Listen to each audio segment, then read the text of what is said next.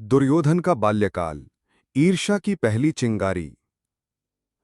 दुर्योधन के जन्म के बाद महल के लोग उसे देखकर विस्मित थे।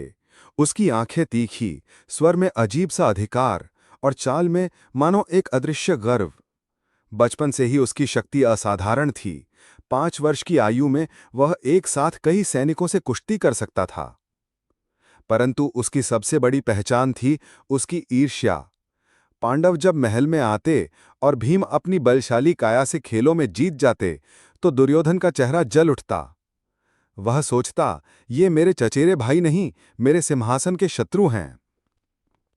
भीम से उसकी प्रतिस्पर्धा केवल खेलों तक सीमित नहीं रही।